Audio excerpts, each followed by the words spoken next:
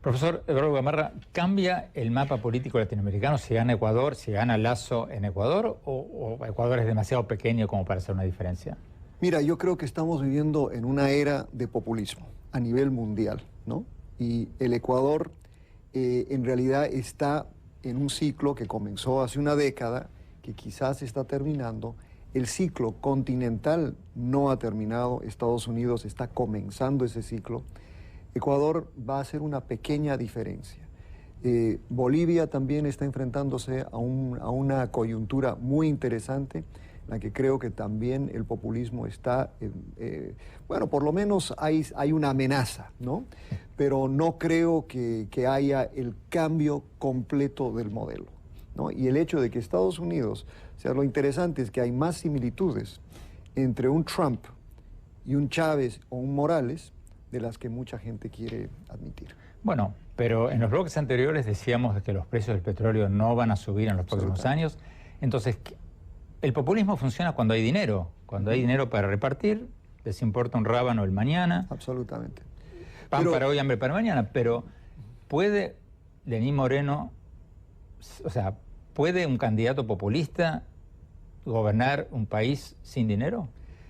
Bueno, Andrés, tampoco funciona bien la democracia representativa cuando los precios están por el suelo, ¿no? La austeridad lo que crea más bien es el caldo de cultivo precisamente para que surjan los populismos. Y los populismos, como lo estamos viendo acá en Estados Unidos, el populismo lo que hace es que exacerba tensiones sociales y la gente cree en mensajes simples que les van a resolver los problemas, ¿no? Pero, doctor Gamarra, los populismos suelen subir cuando suben los precios de las materias primas, en América Latina por lo menos. O sea, lo que vimos con Kirchner, con la soja, con Chávez, con el petróleo, o sea, lo que vimos en toda América Latina es el populismo sube cuando suben los commodities y caen cuando bajan los commodities.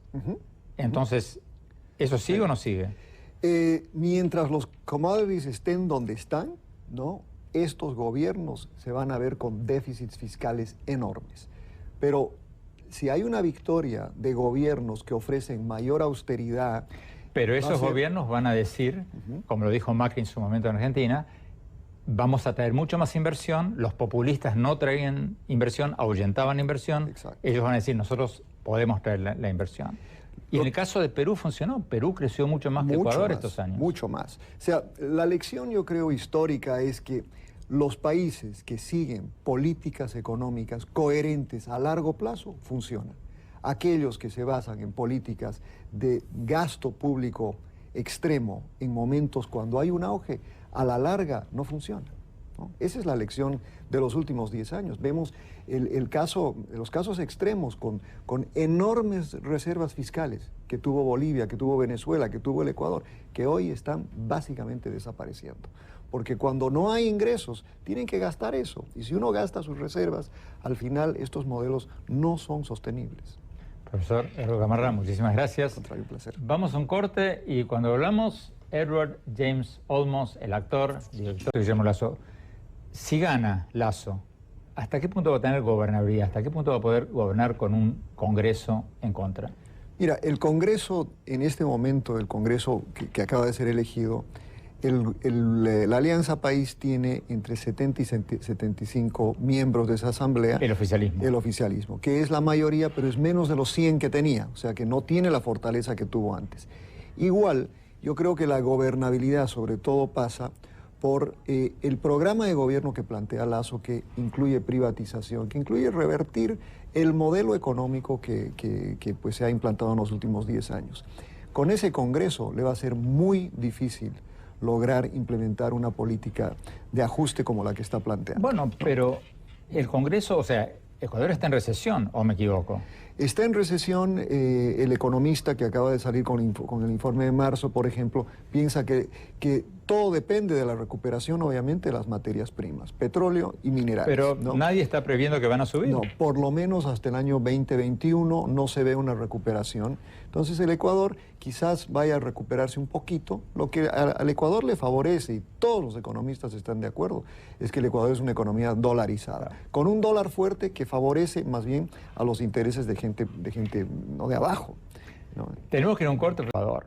Las encuestas están divididas entre el candidato opositor, Guillermo Lasso, que promete reinsertar al país al mundo y garantizar la libertad de prensa, y el oficialista Lenín Moreno, de la Alianza País, que promete continuar con las políticas del actual presidente Rafael Correa.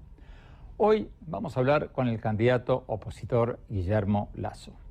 La ciudadanía, con su intuición, salió a las calles y es gracias a ellos que existe la segunda vuelta electoral, porque obviamente pusieron una lupa sobre los 5 miembros de Alianza País, que son a su vez miembros de Alianza País y miembros del Consejo Nacional Electoral. Todos estos elementos generan dudas de la transparencia del proceso. Esperamos que nuestro control electoral evite cualquier intento de violación de la voluntad popular. Hemos invitado también a su contrincante, a Lenín Moreno, el oficialista, el candidato oficialista de la Alianza País, porque siempre queremos escuchar las dos campanas. Pero bueno, no nos han respondido.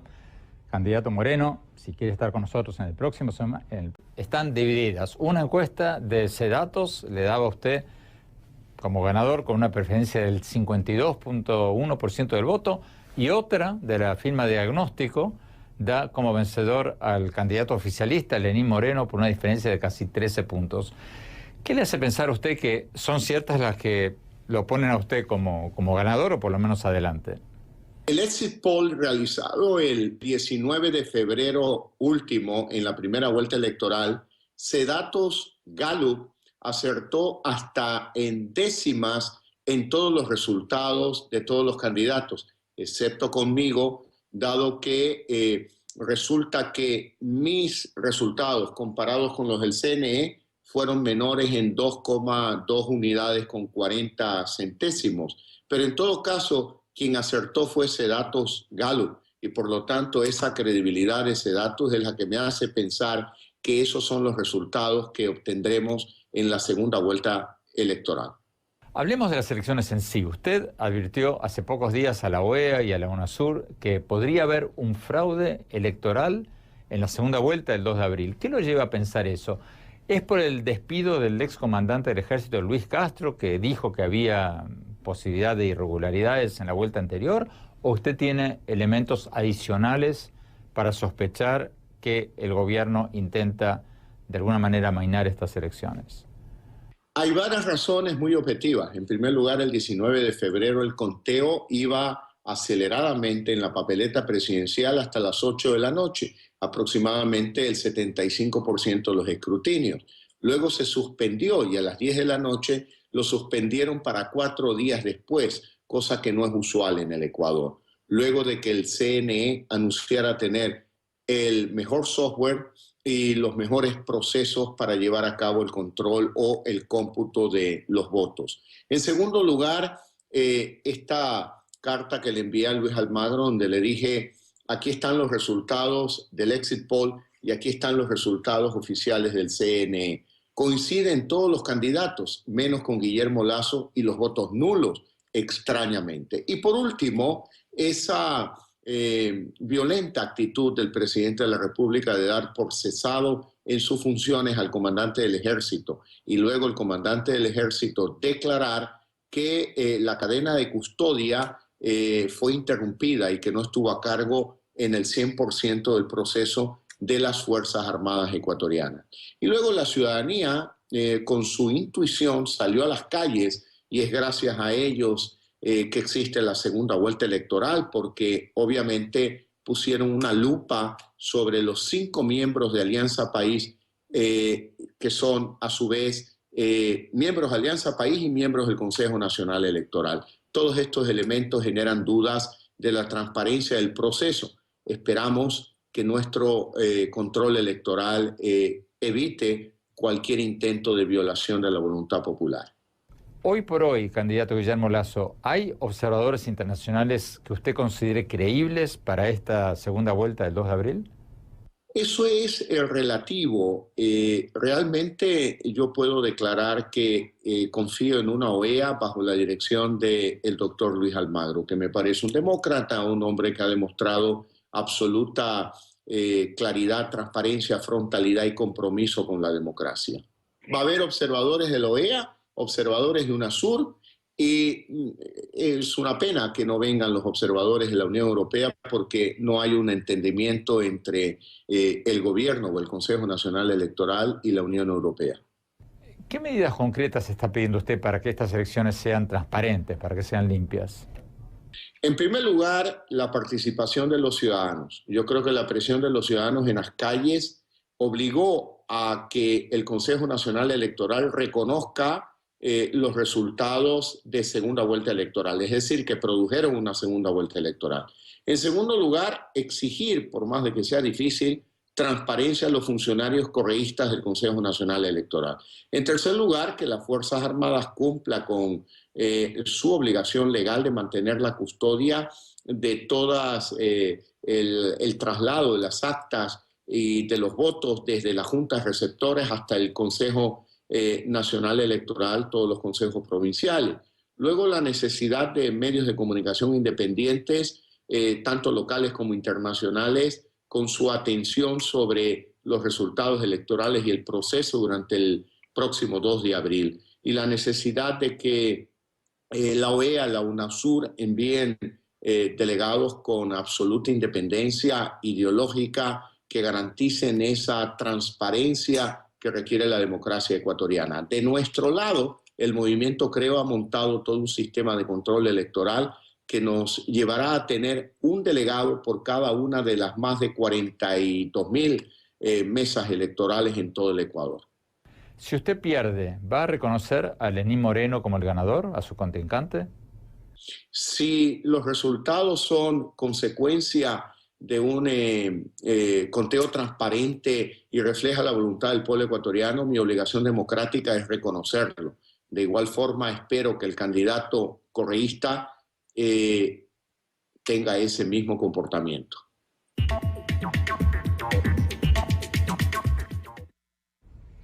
Profesor Eduardo Gamarra, algunas encuestas dan como ganador al candidato opositor, otras dan como ganador al candidato oficialista. ¿A cuáles les cree usted? Mira, en América Latina y en todo lado hay encuestas y hay encuestas, ¿no? En mi opinión, la encuesta de Polibio Córdoba, que es el dueño de Sedatos... Esa es la que dio como ganador a Lasso. Que dio a Lasso como ganador. Esa es una encuestadora de muchísima reputación. Pero lo dio como ganador por un escaso estrecho, margen. ¿no? O sea, el hecho concreto es que el Ecuador es, como muchos de los países de la región, es un país que está absolutamente polarizado.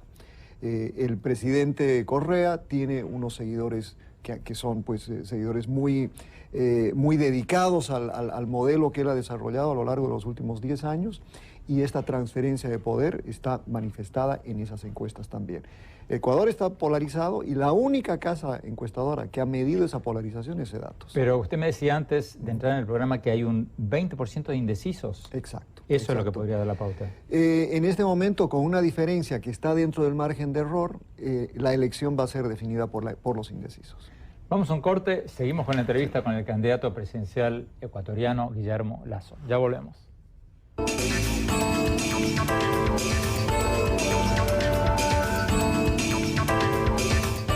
Gracias por seguir con nosotros. Seguimos con la entrevista con el candidato presidencial ecuatoriano Guillermo Lasso, el candidato opositor que se va a enfrentar al oficialista Lenín Moreno en la segunda vuelta electoral el 2 de abril. Sigamos con la entrevista.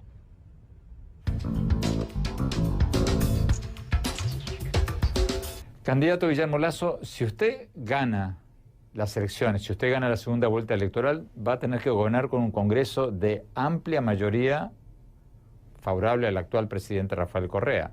Y esa mayoría, según las leyes actuales, podría paralizar su gobierno hasta destituirlo. ¿Cómo podría gobernar usted con un Congreso con amplia mayoría correísta?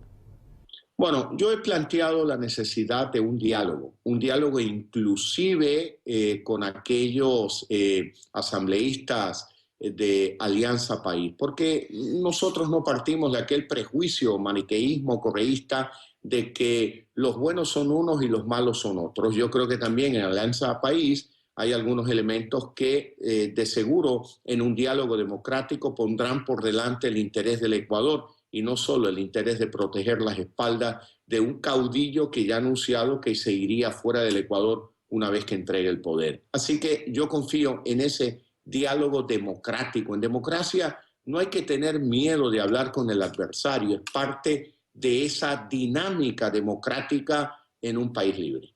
Si no aceptan ese diálogo, en primer lugar, yo he planteado el llamado a una consulta popular para hacerle varias preguntas al pueblo ecuatoriano. Primero, si está de acuerdo o no con mantener la reelección indefinida que fue aprobada por la Asamblea Nacional de espaldas al pueblo ecuatoriano. En segundo lugar, si está de acuerdo en mandar a su casa a aquellas autoridades de control correístas que sin duda alguna solamente cumplirán un objetivo: cuidar las espaldas de su caudillo cuando necesitamos un fiscal, un contralor, un procurador, superintendentes, miembros del Consejo Nacional Electoral, que sean realmente funcionarios que respondan al interés de todos los ecuatorianos. Y luego, si la consulta popular es bloqueada por la Corte Constitucional, no queda más alternativa que llamar a una asamblea constituyente. ¿Para qué? Para redactar una nueva constitución en los aspectos orgánicos de la actual constitución. Es decir, mantendríamos todos los aspectos relativos a los derechos de los ciudadanos.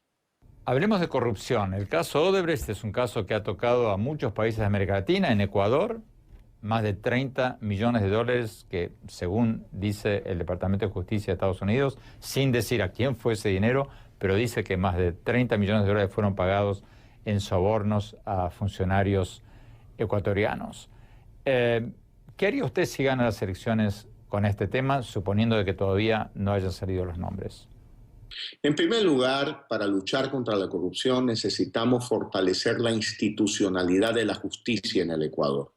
Yo he planteado pedir a la ONU una misión técnica para ayudarnos a hacer esa reforma de la justicia y que no metan mano ni los políticos ni ninguna fuerza de poder en el Ecuador. En segundo lugar, respetar la función fiscalizadora de la Asamblea Nacional, que ha estado prácticamente cesante durante los últimos 10 años. En tercer lugar, necesitamos un fiscal que responda al interés público y no al interés de ningún proyecto político, ni siquiera de nuestro movimiento político, sino al interés de los ciudadanos.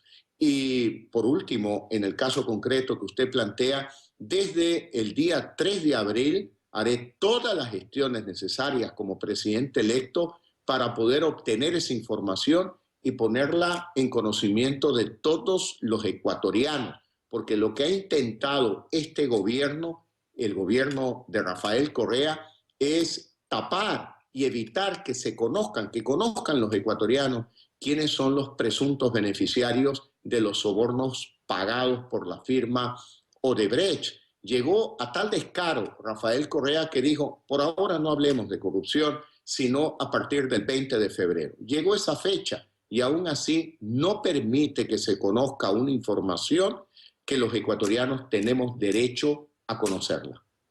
¿Y exigiría una investigación especial sobre el actual presidente Rafael Correa?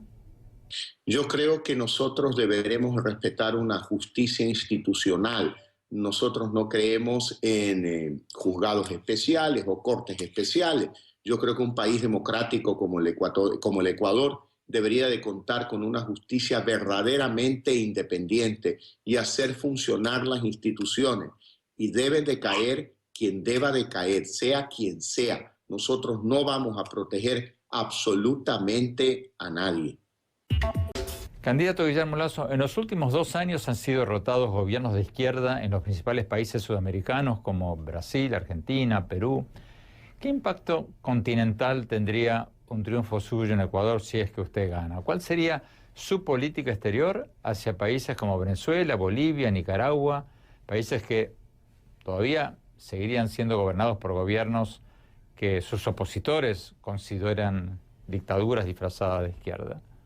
Bueno, yo creo que para el Ecuador sería importante recuperar la democracia y la libertad y dejar atrás este modelo de la dictadura de un partido político, de Alianza País. Eso yo creo que es fundamental para los ecuatorianos.